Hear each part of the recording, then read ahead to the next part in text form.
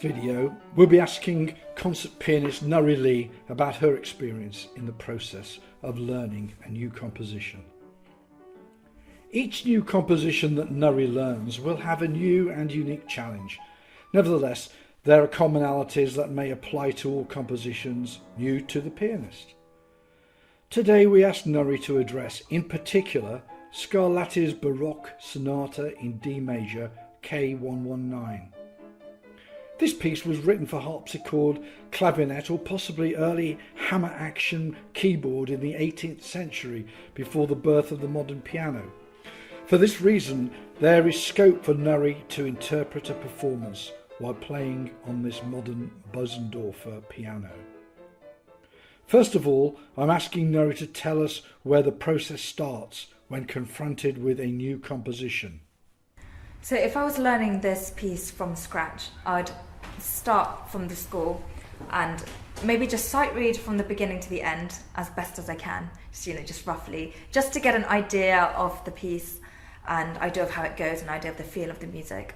And then I would go from the beginning, go back to the beginning and do very detailed work, so details in terms of making sure all the notes are correct, learning the notes properly, hand separately, left hand, right hand, and then together, and then just going through it very slowly and precisely so that I know that I've learnt it correctly. Because afterwards, if you realise you made an error at this stage, then it's quite hard to undo and then start again.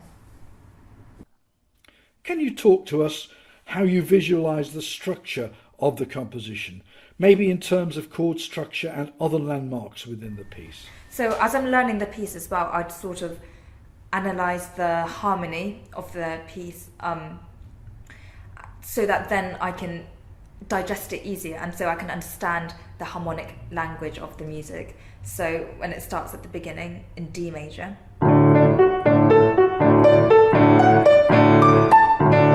it's just D major there, so then I can, even when I'm memorising it, I'll be able to understand, oh okay, this is just like a D major arpeggio.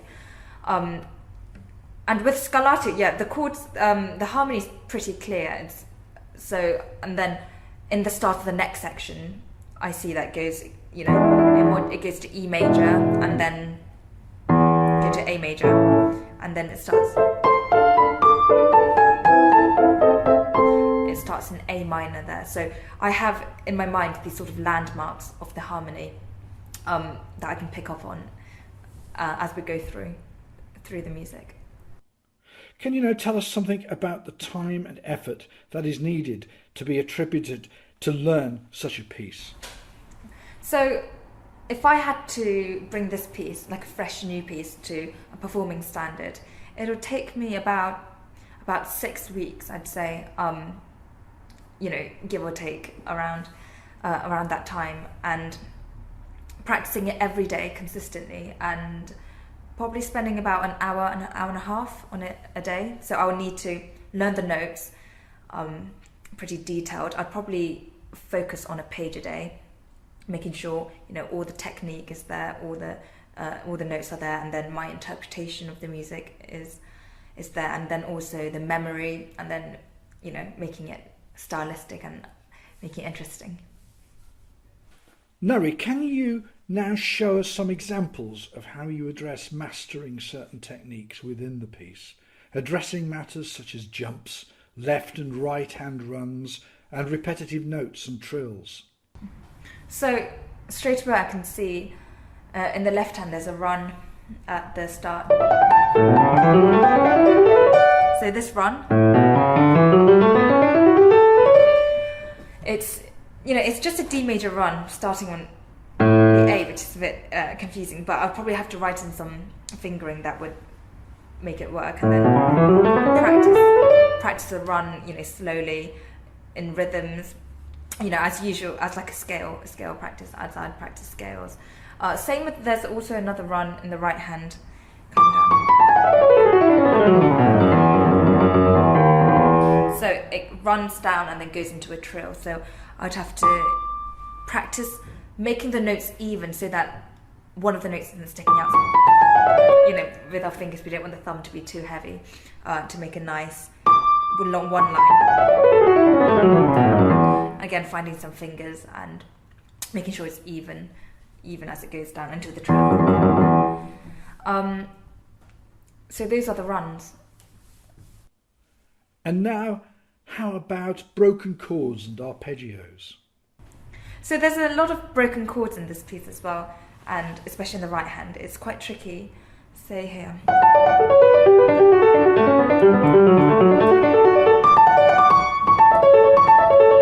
And then, so it's all these arpeggios, broken chords. I think it's it's hard to make it very precise, because you might hit the wrong note, you know, because the pattern of your fingers changes a bit, so you have to be sure that D major, again, this is when knowing the harmony would really help. So it's D major, then G major, D major, G, now D, now D again, now D, now A major, and then A major. Yeah, so these I'll have to probably practice in chords.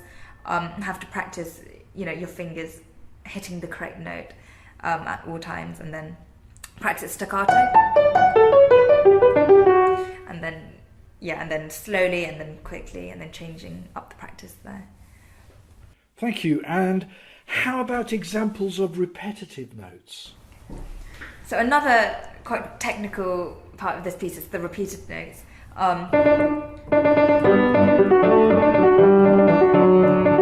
So these repeated, it's tricky because normally, if it was just on its own, it would be fine. But because in the right hand there's two sort of voices, there's one which is repeated notes, and then on the bottom there's, so we have to play both of them, which means that we have to sort of divide the hand in half, and then you can only play the repeated notes with like 3, 4, 5th fingers, because you have to play the other voice with a thumb. So we need to try and get clarity to hear all of those notes.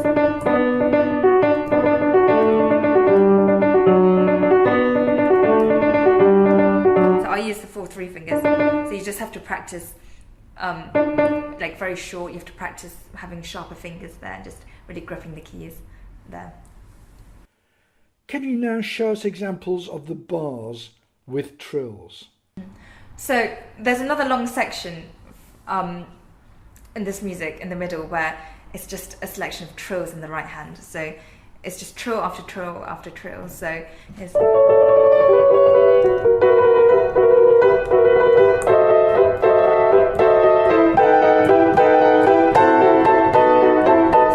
as the music builds up, you know, you're adding trills and you're adding extra notes in the chord. So it's like single trills and then trills with an extra note, or just in one hand, which is, it gets a bit tricky. But yeah, the trills, you have to think about when the trill starts and when it stops. Sometimes you can do stop, and then this time you can joining the trills up as well. So with the trill practice, I'd do it slowly, accenting one note, one finger, and then the other finger, to make the sound even between the two fingers. And then finding two fingers that work well to make an even sound, because an easy trill probably 2, 3 fingers or 1, 3, but then I'm starting with the 4, 3 fingers, just because your left hand gets in the way. We'd love to see you show us examples of left and right hand jumps. Jumps in general, I think, are one of the hardest things about playing the piano. Just being in one position and having to jump and aim, just hope for the best. Aiming for another note and making sure it's accurate. But here we have the left hand jumps.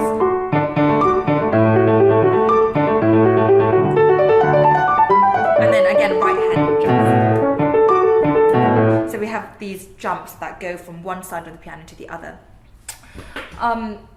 The left hand one is tricky because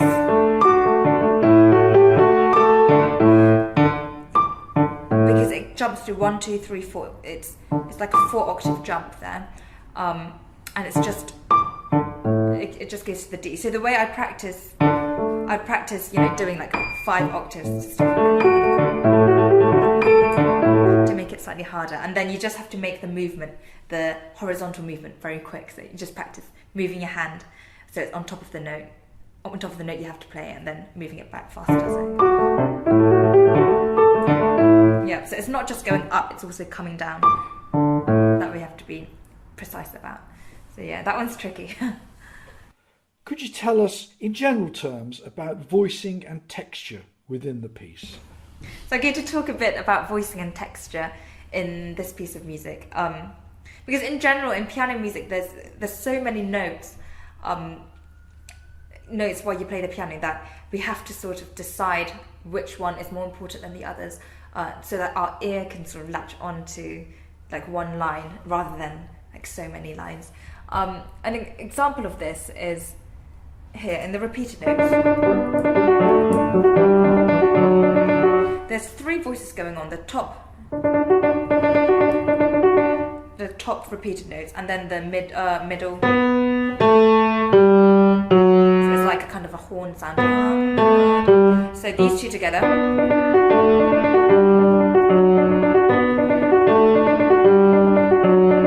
And then we have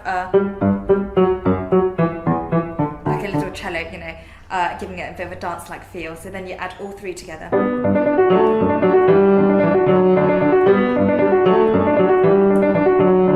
And we have to make sure they're all clear. But we can also play around with which one to bring out. So let's say there's 3 voices here. Then we want to make, let's say, the middle one louder and the other 2 slightly less. And then when it repeats, we can change it up. So, for example,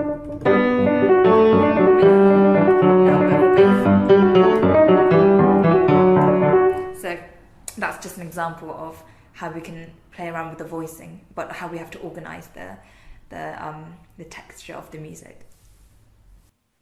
Well, thank you, Nurry, for the insight. I'm now going to ask Nurry to play us out with the complete rendition of Scarlatti's Sonata in D major K119 on a Bosendorfer 170 here at the Piano Shop in Bath.